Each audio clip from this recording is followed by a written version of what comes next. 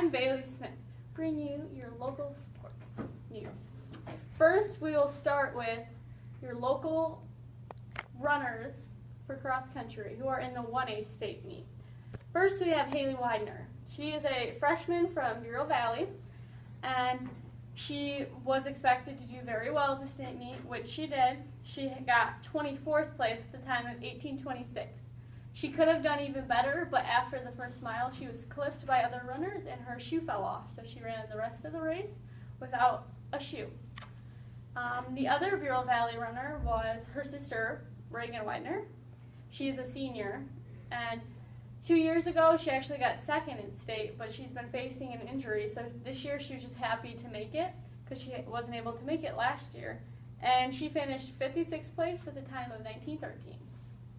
Next is a Newman runner, Tegan McKenna. She is a sophomore, and she was just happy to be there.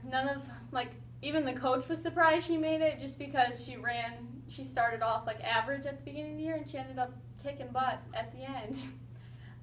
And then next is Megan Grady from Amboy. She's a sophomore, and she is always suspected to do very well, but she lets her nerves get to her. She wins all the local meets, and when she gets to meets where it actually matters, she just gets so nervous. She ended up getting 63rd place with a time of 19:21. And then for boys, we have Seth and Braden here from Rock Falls. Seth took 8th with a time of 15:11, improving his time by quite a bit. His time last year was 15:41 with a place at 23rd.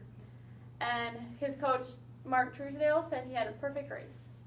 And then Braden Hamlin started up with Seth and other runners until disaster struck.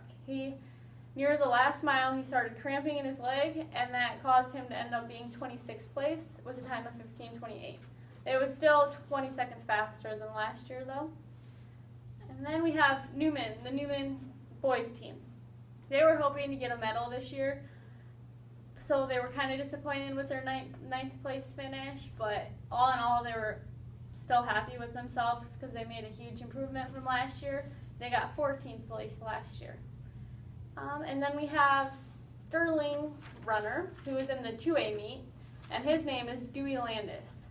And he was the only Sterling runner to make it in the state 2A meet, and his goal was to improve 10 people each mile, starting at 40th place when the gun went off. And he ended up making that work.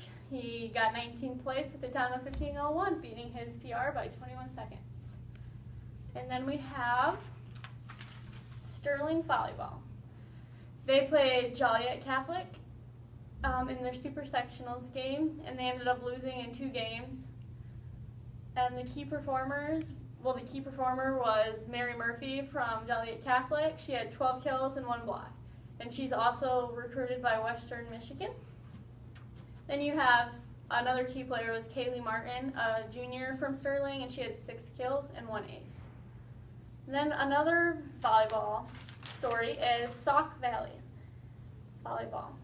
They are making history by being the first team to ever make it to nationals from Sauk Valley. And they beat the Black Hawk East team.